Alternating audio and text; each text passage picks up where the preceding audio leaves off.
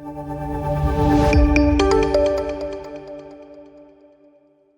बार फिर आप सभी लोग का वेलकम करता हूं, स्वागत करता हूं इस नई वैकेंसी के सेशन के अंदर।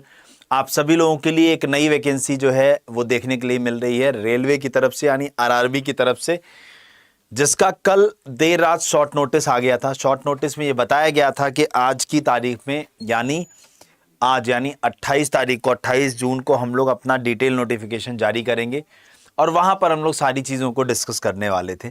तो एक बार आप सभी साथी, सभी छोटे भाई बहन, सभी मित्र यहाँ पर जल्दी से आ जाएंगे, जुड़ जाएंगे, सेशन को ज़्यादा से ज़्यादा शेयर कर देंगे ताकि आप सभी लोगों को ये कंप्लीट इन्फॉर्मेशन दी जा सके। तो government of India, ministry of railway यानी RRB, railway recruitment board RRB की तरफ से detailed centralise employment notification number 02/2025 यानी 2025 का दूसरा जो नोटिफिकेशन है टेक्नीशियन का, वो जारी कर दिया गया। पहला एएलपी का था, दूसरा टेक्नीशियन का है, ठीक है ना। अगर हम लोग इस नोटिफिकेशन के अंदर बात करने की कोशिश करें क्या क्या चीज़ें हैं आप लोग के लिए, तो सबसे पहले हम लोग चलेंगे इंपॉर्टेंट डेट पर। तो देखिए, एम्प्लॉयमेंट न्यूज़ में आप लोग को ये चीज़ 21 जून को पता चली थी। उसके बाद अगर हम लोग बात करें opening date of online application, यानी आज से आपके फॉर्म भरे जाना स्टार्ट हो चुके हैं। अगर मैं बात करूं लास्ट डेट की, क्लोजिंग डेट, तो लास्ट डेट क्या है आपकी 28/7 यानी 28 जुलाई को फॉर्म के भरने की लास्ट डेट होने वाली है, ठीक है। उसके बाद अगर हम लोग बात करने की कोशिश करें मॉडिफिकेशन विंडो की, जब हम लोग बात करते हैं, अगर मान लो फॉर्म भरने में कोई गलती होती है तो 1 से 10 तारीख के बीच में, 1 से लेकर के 10 अगस्त के बीच में आप उसमें की गई गलतियों को सही कर पाओगे। उसके बाद अगर मैं बात करूं, अगर आप लोग इधर देखो, date during which eligible scribe candidates must provide their scribe details in the application portal, वो है 11 अगस्त से 15 अगस्त के बीच में। अब इसमें क्या हो रहा है कि एसएससी का कल एक नोटिस आया था एमटीएस का परसों, तो उसमें भी मैंने एक चीज़ नई नोटिस की थी कि अब एसएससी ने एक ऑफ़र किया है कि आप अपना स्क्राइब खुद लाओगे। जैसे जो फिजिकली चैलेंज कैंडिडेट होते हैं उनको एक कैंडिडेट मिलता है सपोर्टिंग में, जिसे हम स्क्राइब बोलते हैं। तो उन्होंने ये पूछा कि आप स्क्राइब खुद लाओगे या हमसे प्रोवाइड कराना है, तो एक ऑप्शन बना दिया है। तो भाई साहब आप लोग जो है उसके लिए प्रिपेयर रहो। और उन्होंने बोला है कि जो भी आपकी स्क्राइब की डिटेल्स है वो आप लोग को 11 अगस्त से लेकर के 15 अगस्त के बीच में अपडेट करनी होगी। सपोज़ मान लो कोई रमेश है जो 10th पास है, उसको आप लाने वाले हो, तो रमेश के 10th पास की डिटेल और प्लस उसका आधार वगैरह जो भी डिटेल मांगी जाएगी वो आपको अपलोड करनी पड़ेगी यहाँ पर, ठीक है। चलिए आगे की तरफ बढ़ते हैं बेटा। अगर हम लोग आगे तरफ बढ़ें तो अगली डिटेल पे चलते हैं। अब अगली डिटेल आपको ये पता चल गया इंपॉर्टेंट डेट क्या है, ठीक है ना। उसके बाद अगर हम लोग यहाँ पर बात करने की कोशिश करें तो टोटल नंबर ऑफ वैकेंसीज और बाकी चीज़ें जानते हैं और फिर हम लोग चलेंगे एज के ऊपर, ठीक है। देखिए अगर हम लोग यहाँ पर बात करने की कोशिश करें तो 2 वैकेंसी आती हैं टेक्नीशियन के अंदर, एक ग्रेड 1 सिग्नल की और टेक्नीशियन ग्रेड 3 की। जब हम बात करते हैं ग्रेड 1 सिग्नल की तो ये लेवल 5 की जॉब होती है। इसमें 29,200 रुपये बेसिक पे होता है। B1 लेवल का स्टैंडर्ड का मेडिकल होता है और 18 से 33 साल एज मांगी जाती है। टोटल नंबर ऑफ वैकेंसीज हैं 183 वैकेंसीज निकाली गई हैं। टेक्नीशियन ग्रेड 3 की बात करते हैं, लेवल 2 की सैलरी यहाँ पर होने वाली है, 19,900 बेसिक पे है आपका, ठीक है। उसके बाद अभी मैं पोस्ट वाइज पैरामीटर दिखा देता हूँ। 18 से 30 साल इसमें एज मांगी गई है। 6,055 टोटल वैकेंसी है। तो अगर मैं इसको जोड़ूं तो 6,238 टोटल वैकेंसी है जिस पर इस बार नोटिफिकेशन निकाला गया है। तो आप सभी लोग इसको भी समझ लीजिएगा। एनेक्स्चर बी में जोन वाइज और आरआरबी वाइज भी वैकेंसीज दी गई हैं, अभी मैं इसको भी आपको दिखाऊंगा, ठीक है। फिर चलते हैं एज को कंफर्म करने की क्या क्या डेट ऑफ बर्थ होनी चाहिए। तो बेटा जो आपकी एज लिमिट के लिए कट ऑफ डेट रखी गई है वो 1/7/2025 रखी गई, मतलब 1 जुलाई तक आपकी जो एज है वो कंप्लीट हो जानी चाहिए। जब मैं इसकी बात करता हूँ टेक्नीशियन ग्रेड 1 की तो 18 से 33 साल के बीच में एज होनी चाहिए और ग्रेड 3 की 18 से 30 साल। उसके अलावा जो ओबीसी SC ST को एज रिलैक्सेशन मिलता है वो मिलेगा। जैसे इधर देखो ध्यान से, SC ST को अगर हम अब एज लिमिट की बात करें तो 5 साल का एज रिलैक्सेशन मिलता है और ओबीसी नॉन क्रीमी लेयर को 3 साल का एज रिलैक्सेशन जैसे मिलता है वो मिलेगा। अच्छा एक अच्छी बात बताऊं, अभी जो आप ये सैलरी देख रहे हो ये 7th पे कमीशन के हिसाब से है, जब तक आपकी ज्वाइनिंग होगी तब तक 8th पे कमीशन लग चुका होगा, ठीक है। चलिए, उसके अलावा एक्स सर्विसमैन और बाकी सभी लोग को यहाँ पर जो एज रिलैक्सेशन मिलता है वो मिलेगा यहाँ पर, ठीक है। सेम यही पे अगर हम लोग बात करें 18 से 30 साल में भी, तो उस पर भी एज रिलैक्सेशन मिलेगा। यहाँ तक की बात क्लियर हो गई, ठीक है, दोनों पोस्ट के लिए। उसके बाद जब हम फॉर्म फी की बात करते हैं बेटा, जब हम फॉर्म फीस की बात करते हैं फॉर ऑल कैंडिडेट, हाँ, जनरल कैटेगरी में और ईडब्ल्यूएस में 500 रुपये फॉर्म फीस है, जिसमें से 400 आपकी रिफंड हो जाएगी ऑन अपियरिंग इन सीबीटी। देखो साफ साफ लिखा है, जब आप कंप्यूटर बेस्ड टेस्ट दोगे तभी रिफंड होगी, अदरवाइज आपकी रिफंड नहीं होगी। उसके बाद SC/ST, ex serviceman, physically challenge, female, transgender, हाँ, और EW economically backward class EBC, इनके लिए 250 रुपये फॉर्म फीस है, और इसमें से 250 की 250 रिफंड होगी। लेकिन कब, जब आप CBT में अपीयर हो जाओगे तब, यानी जब आप कंप्यूटर बेस्ड टेस्ट में अपीयर होगे तभी होगी, अदरवाइज नहीं होगी यहाँ पर, ठीक है। ये वाली बात समझ में आ गई। चलिए आगे तरफ लेकर चलते हैं बेटा। अगला अगर हम लोग देखने की कोशिश करें तो हम आपको लेकर के चलते हैं एग्जाम पैटर्न पे, हाँ, कि क्या है एग्जाम पैटर्न टेक्नीशियन ग्रेड 1 का और क्या है टेक्नीशियन ग्रेड 3 का। तो टेक्नीशियन ग्रेड 1 का एग्जाम पैटर्न, सिलेक्शन का प्रोसेस, सारी चीज़ समझते हैं। उसके बाद हम एज और जान लेंगे, क्योंकि हमने देखो वैकेंसी जान ली, हमने फॉर्म फीस जान ली, हमने इंपॉर्टेंट डेट जान ली, हम एग्जाम पैटर्न जानते हैं, हमारे पास एक एज का क्राइटेरिया और बचेगा, और फिर डिटेल वैकेंसीज की। तो देखो अगर हम लोग बात करते हैं tentative subject wise breakup of questions and marks of for CBT of technician grade 1। General awareness 10 question 10 number का, उसके बाद रीजनिंग 15 क्वेश्चन 15 नंबर का, उसके बाद computer, basic computer and application 20 question 20 number का, उसके बाद मैथमेटिक्स 20 क्वेश्चन 20 नंबर का, उसके बाद basic science and engineering 35 question 35 number का, यानी 100 क्वेश्चन 100 नंबर का यहाँ पर पूछा जाएगा। बोला है the subject wise distribution given above is merely inductive, the question papers may very, मतलब थोड़ा सा 19-20 हो सकता है, उन्होंने साफ साफ यहाँ पर बोल दिया। उसके बाद आपसे बोला गया है pattern and syllabus of CBT for पे level 2, that is technician grade 3। अब हम उसके ऊपर बात करें, ये टेक्नीशियन ग्रेड 1 का था। देखो नेगेटिव मार्किंग की जब हम बात करते हैं बेटा, तो नेगेटिव मार्किंग जो है वो आपकी 1/3 होती है हमेशा। जैसे ये देखो कंप्यूटर बेस्ड टेस्ट की जब अपन बात कर रहे थे, there will be separate CBT for each pay level, मतलब इन दोनों के लिए, ग्रेड 1 के लिए, ग्रेड 1 के लिए, ग्रेड 1 के लिए और ग्रेड 3 के लिए, दोनों के लिए अलग अलग एग्जाम कंडक्ट होगा, दोनों के लिए अलग अलग एग्जाम कंडक्ट होगा, ठीक है, डन है।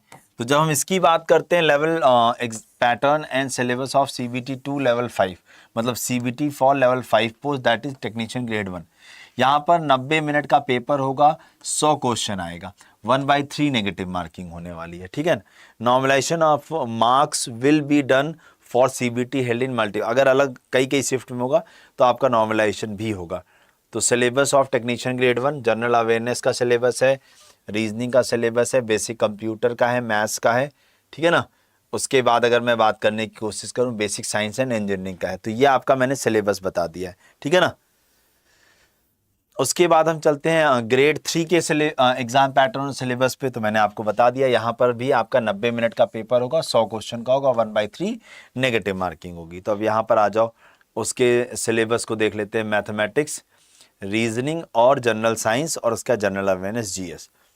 अब यहाँ पर आ जाओ, maths 25 question 25 number, reasoning 25 question 25 number, general science 40 question 40 number, और 10 क्वेश्चन का GS, 10 क्वेश्चन का GS, यानी 100 क्वेश्चन 100 नंबर। और यहाँ पर अगर हम लोग देखें नेगेटिव मार्किंग मैंने आपको बता रखी है, 1/3 जो होती है वो होगी, ठीक है ना। ये आपका एग्जाम पैटर्न हो गया है। अब हम लोग चलते हैं बेटा एग्जाम पैटर्न के बाद एजुकेशनल क्वालिफिकेशन पे और चलते हैं। बाकी सारी चीज़ें तो हम लोगों ने यहाँ पर देख ली हैं, हाँ, बाकी सारी चीज़ें देख ली। 7-8 पेज नंबर पे और चलता हूँ, तो आप लोग को एजुकेशनल क्वालिफिकेशन के बारे में और बता दूँ। बाकी सारी चीज़ें तो हम लोगों ने यहाँ पर कर ली हैं, ठीक है। Right to information, physically fit,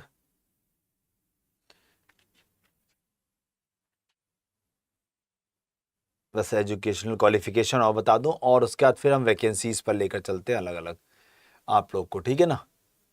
एक सेकंड, इंडक्शन ये रहा पेज नंबर, तो एजुकेशनल क्वालिफिकेशन कहाँ गया, ओबीसी रिजर्वेशन हो गया, educational qualification page number 786 point पे।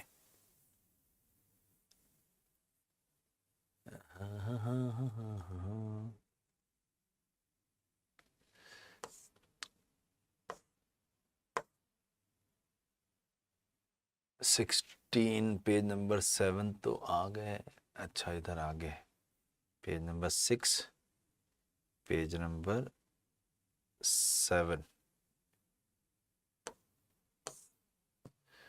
ओहो ओहो ओहो, ये रहा एनेक्स्चर ए, तभी मैं कहूँ कि मिला क्यों नहीं। हाँ, अब हम चलते हैं, आप लोग को डिटेल वाइज अलग अलग वैकेंसीज बताते हैं, जिससे आप लोग एक करके सारी चीज़ समझ पाओगे, ठीक है ना। आ जाओ, अब हम लोग आपको वहीं पर लेकर चलते हैं एनेक्स्चर के हिसाब से। ये रहा, आ जाओ, ये रहा एनेक्स्चर 1। अब यहाँ पर आ जाइए, अगर हम बस, अब हमारे पास बची क्वालिफिकेशन। अब समझिएगा, जब हम टेक्नीशियन ग्रेड 1 सिग्नल की बात करते हैं, जिसमें हम लोग लेवल 5 की बात कर रहे हैं, लेवल 5 की पे की बात कर रहे हैं 7th पे कमीशन के हिसाब से, डिपार्टमेंट है आपका SNT, सब डिपार्टमेंट है सिग्नल, मतलब इसको सिग्नल डिपार्टमेंट की वैकेंसी कहा जाता है, मेडिकल स्टैंडर्ड B1 है, ठीक है। उसके बाद देखो, आप में से बहुत सारे हमारे छोटे भाई बहन ये पूछते हैं कि सर मैं फिजिकली चैलेंज्ड हूँ, तो मैं सर किस पोस्ट के लिए अप्लाई कर सकता हूँ। तो देखो बेटा, इसमें ये VI और HI वाले अप्लाई नहीं कर सकते, LD OL LC DW AAV SD without N/N डिफ्थ, मतलब सुनने में कोई प्रॉब्लम है, ये लोग सुटेबल हैं और ये लोग नहीं है, ठीक है। अब यहाँ देखो प्रिस्क्राइब्ड क्वालिफिकेशन क्या है। हाँ, bachelors of science in physics, electronic computer science, information technology, instrumentation from a recognized institute और इंस्टीट्यूट। आपने अगर BSc कर रखा है, आपने क्या कर रखा है बेटा, अगर आपने BSc कर रखा है किसमें, या तो फिजिक्स में, या इलेक्ट्रॉनिक्स में, या कंप्यूटर साइंस में, या IT में, या इंस्ट्रूमेंटेशन में, तो आप इस फॉर्म को भर सकते हो। या आपने बोला है BSc in a combination of any subject of basic stream of physics, electronic, computer science, वही, या आपने BSc कर रखा हो, या आपने 3 year diploma in engineering in above basic streams, हाँ, या आपने 3 साल का क्या कर रखा हो, 3 इयर्स का डिप्लोमा कर रखा हो, तो आप इसके लिए एलिजिबल हो जाते हो। आई बात समझ में। या तो आपने BSc किया हो इन स्ट्रीम्स में, या पे आपने डिप्लोमा किया हो, तो आप एलिजिबल हो जाते हो किसके लिए, टेक्नीशियन ग्रेड 1 के लिए। जब हम बात करते हैं टेक्नीशियन ग्रेड 3 की, टेक्नीशियन ग्रेड 3 ट्रैक में मशीन की, लेवल 2 की salary, engineering department, track machine, A3 का मेडिकल स्टैंडर्ड है, मैट्रिकुलेशन प्लस ITI, आपने क्या किया हो, 10वीं पास किया हो, और प्लस आपने ITI कर रखा हो, प्लस आपने ITI कर रखा हो। ITI किसमें किसमें, ये भी सुन लो, फिटर में किया हो, इलेक्ट्रीशियन में किया हो, इलेक्ट्रॉनिक मैकेनिक में किया हो, इंस्ट्रूमेंट मैकेनिक में किया हो, मैकेनिक में किया हो, उसके बाद मैकेनिक डीजल में किया हो, ठीक है, मैकेनिक मोटर व्हीकल में किया हो, वेल्डर में किया हो, मैकेनिस्ट में किया हो, तो आप एलिजिबल हो यहाँ पर फॉर्म को भरने के लिए, ठीक है ना। ये आप लोग को मैंने यहाँ पर बता दिया है। देन ऐसे आगे चलोगे तो टेक्नीशियन ग्रेड जो है आप लोग का, आगे टेक्नीशियन ग्रेड 3 में अलग अलग पोस्ट है ना, तो अलग अलग के लिए क्वालिफिकेशन वही है बेटा। अब यहाँ पर बस आपको ये बताया जा रहा है, पेज नंबर 32 से आपको ये बताया जा रहा है कि किस लेवल की और किस डिपार्टमेंट की जॉब है वो आपकी। जैसे टेक्नीशियन ग्रेड 3 ब्लैक स्मिथ की बात कर रहे हैं, तो ये PV प्लानिंग डिपार्टमेंट है, प्लानिंग डिपार्टमेंट होता है, ठीक है ना। तो PV डिपार्टमेंट में आप लोग का होगा, क्वालिफिकेशन वही है, ठीक है ना। ITI plus 10th plus ITI अगर आपने किया है, तो आप इस फॉर्म को भर पाएंगे। तो कुल मिला के ये है प्रोसेस। आपको अलग अलग ऐसे जिस भी पोस्ट के लिए आप एलिजिबल होगे, जिसके लिए आप अप्लाई करोगे, उसके लिए आपको ये चीज़ देखनी पड़ेगी। सब में ये समझना, टेक्नीशियन ग्रेड 3 की जब जब बात होती है, तब हम लोग बात करते हैं 10th प्लस ITI। उसके बाद आ जाओ। अब ये जो है आपका एनेक्स्चर बी, ये जो एनेक्स्चर बी है, इसमें आप लोग क्या कर सकते हो, आरआरबी वाइज किसके लिए कितनी पोस्ट है, इसका मतलब फॉर्म को भरने से पहले आप इस एनेक्स्चर बी को जरूर देख लेना, ताकि आपको ये आइडिया लग सके कि किस आरआरबी में किस पोस्ट के लिए कितनी पोस्ट है। जैसे देखो यहाँ पर अगर मैं बात करूं अहमदाबाद में, जैसे अगर मैं अहमदाबाद में बात करने की कोशिश करूं तो सबसे ज़्यादा वैकेंसी टोटल कितने दिख रही है, नेट वैकेंसी 78, जैसे 78 है। ये टेक्नीशियन ग्रेड 3 एसएनटी में टोटल 78 वैकेंसी है। उसके बाद टेक्नीशियन ग्रेड 3 इलेक्ट्रिकल जीएस में 29 वैकेंसी है। तो ऐसे आप लोग को देखना पड़ेगा। ये अहमदाबाद है।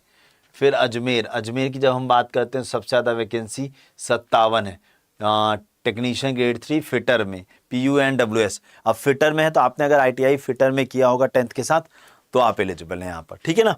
तो इसलिए आपको ये एनेक्स्चर बी पूरा का पूरा देखना होगा हर आरआरबी के लिए।